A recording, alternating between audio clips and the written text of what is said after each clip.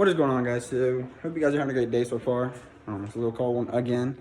It actually snowed, or snowed, sleet, whatever you want to call it, the other night, and it's still going right now. Yeah, it's a little miserable out there. It's not fun, and neither is working on this thing. This has not been a fun job so far. I started last week, a week and 2 days from now, and the reason it's taken me so long is because the front crank seal, let me see if I can find it in the mess of junk I have laying around it. So this little seal, right, it goes, let me find a flashlight. It goes right behind here. So this is the crank pulley, there's a hub right here, and that seal goes in that hub, right? So that little thing got stuck. It's been a couple days trying to get it out, and it did not work. It did not want to come out as I was using the tool, which is this little thing right here.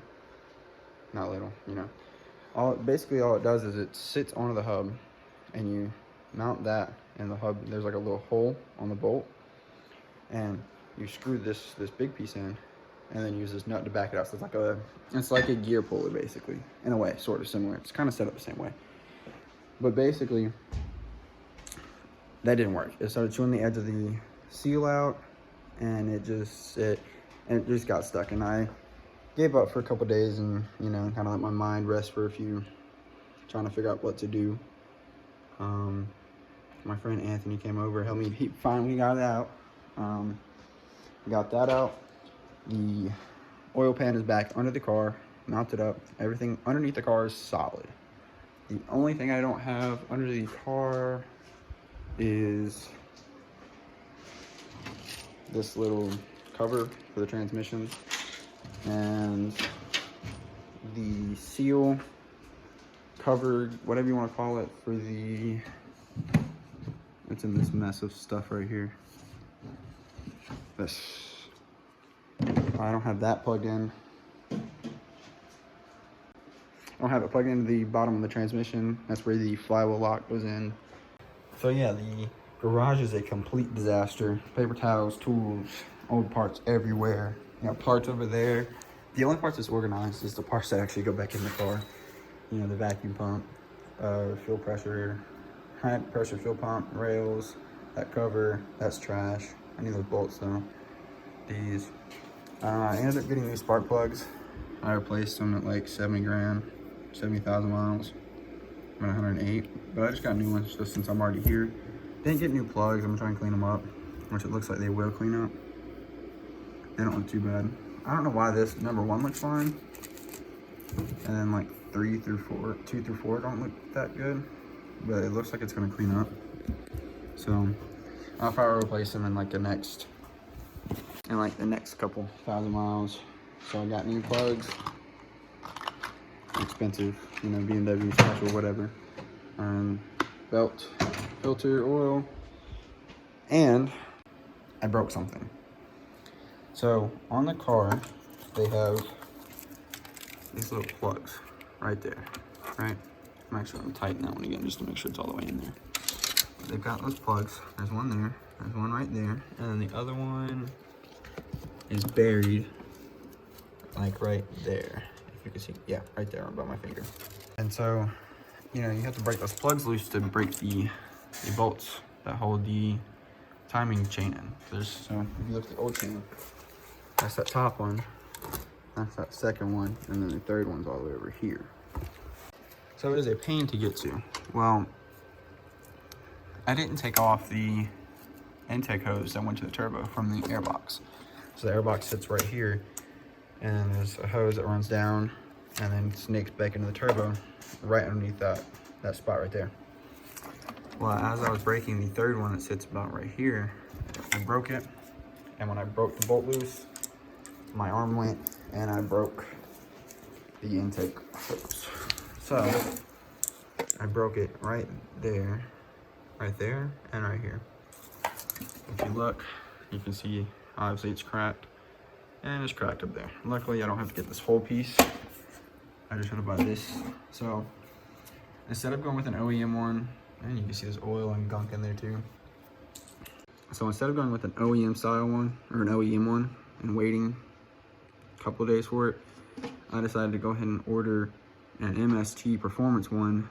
It only took about 3 days to get here, so that actually came before the tool to get the seal out. So I ordered that. It's here. So I'm at the point on the timing chain job where I can install this part back and then continue working on the car. All right, so we got it all set up. So it's, like I said, it's an upgraded one. So it's aluminum. This part that goes straight into the turbo. And then the part where all the lines connect to, silicone with a rubber connector so it won't break. So I don't know if you guys can tell, but size comparison here is not going to be a little bit different. It actually looks a little smaller. No, it's about the same size, but that's where the difference is. That little piece right here takes up slack for that. So I don't even know how to. I don't really know how to show you guys how to compare it because, you know, this doesn't break in half. It's got this flex pipe, and it's all gross. And all the oil and stuff because this is like right below where the oil cap fill is. So when you pour oil and you miss and spill some, it goes right there. So this is the new one. Just disconnect this piece, pull this off, slap this onto there, and then we go into the car. All right, so it's been a few minutes. Made sure all my mounts were tight. So the motor mount down there is tight. All the 3 bolts there. The one down here you won't be able to see because I don't have a light. I didn't move it. And tighten up the, I think this is the electronic wastegate. So got this tightened up. Ain't going nowhere. Got that tight. Got the belt on. Literally the easiest diagram I've ever seen. It literally comes down, up, around the alternator, air compressor, AC compressor, tensioner, and crank. And we are all good on that. I'm actually gonna make sure. Actually, I'm not. I'm glad I double checked that. I'm not on it right there. So let me see if I can just wiggle that on.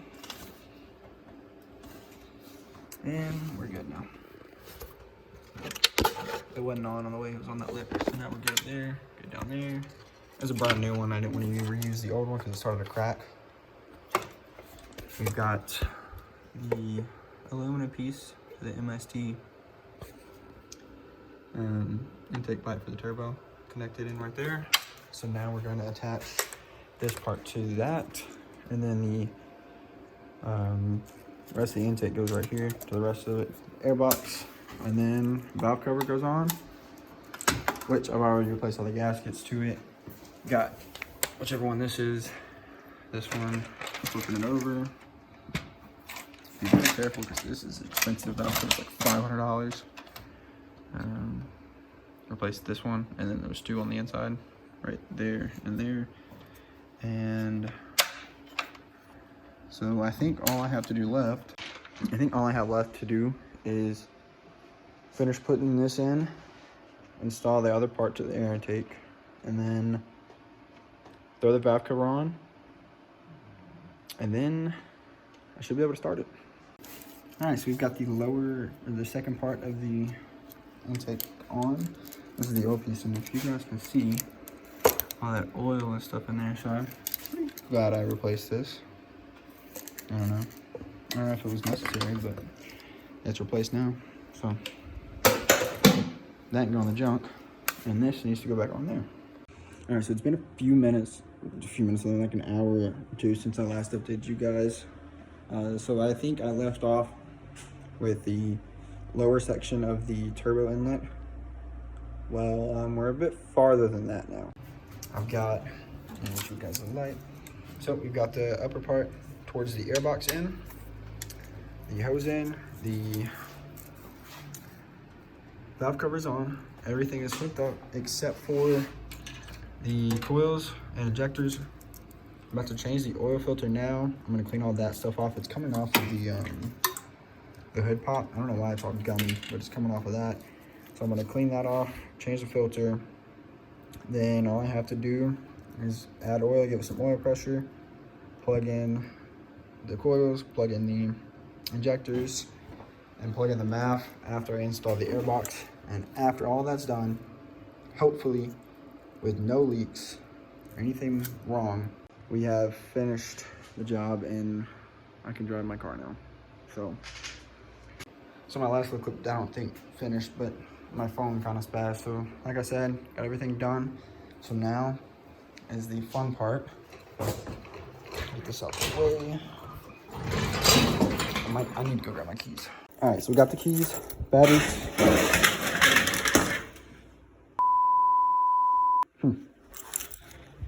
Got the keys.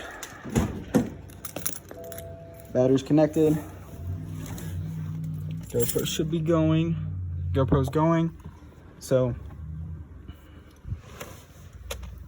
here we go. Priming everything. Giving it a second. All right.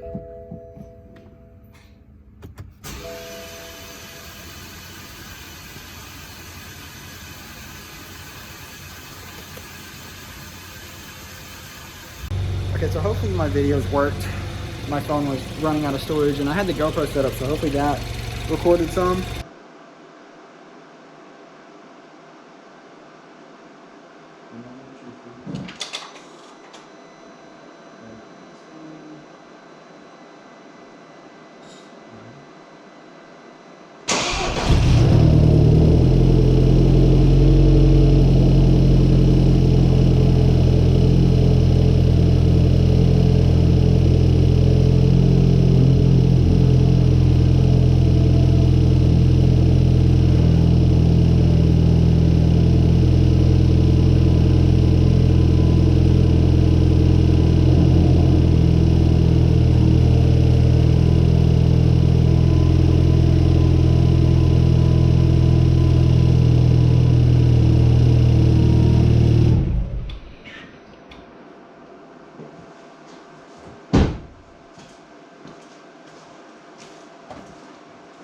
It started.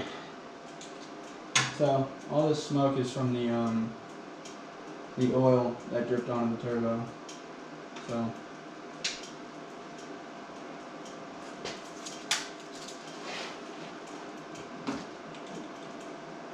yeah, that's all that is. But now I'm gonna check everything for leaks. Make sure I'm good everywhere.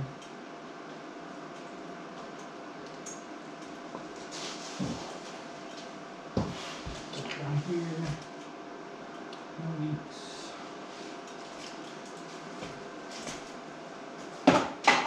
All right, but it's running. We got it working. No issues, no check engine light. I started it once with the airbox off and the MAF disconnected to make sure it ran, and then I started it again, and the check engine light came on. Luckily, I had a little Bluetooth scanner I could hook up and cleared the code. It was just a MAF sensor, so cleared that. Once I cleared the MAF sensor, turned it off, turned it back on, we are all set. So now it's just time to put all this plastic junk back together, set it on the ground, and we're good. So I'm gonna let it run just a little bit longer, let these temps rise up. Hopefully, you know, the oil temp, coolant temp, because it goes off of oil temp, not regular coolant temp like most cars, or my gauge does. So I'm gonna let that warm up, and then have some fun. But yeah, I can't really get the car out right now because of all this. Let me get this light to come on. Yeah, like it's all ice and yeah, so I can't really get the car out, and we've got the cars blocked in anyway. So, and like her car is literally iced over. So these are gonna be fun to get out. And then the 240. So we ended up taking the 240 with the cover on it as it was sitting over there and putting the hood back on it. So the hood is back on the car right now. The sunroof is covered up by some cardboard and some plastic, so that way it doesn't get inside. and then we threw the hatch back on it and just kind of slid it in here. So hopefully everything on that's good. But yeah, we kind of slid every car in as tight as we could. I'm not gonna be able to move, like I said, I'm not gonna be able to move the car at least for a couple of days till the snow and stuff gets done. But yeah, thank you guys for watching. I'm really actually impressed with the way that MST intake sounds. Hopefully I get to drive it soon and get to see how it actually feels when I drive it. But other than that, I'm really impressed. Thank you guys for watching. Thank you guys for, you know, subscribing, liking, all the stuff that you guys are supposed to do. So again, thank you. Hope you guys have a good one. Okay.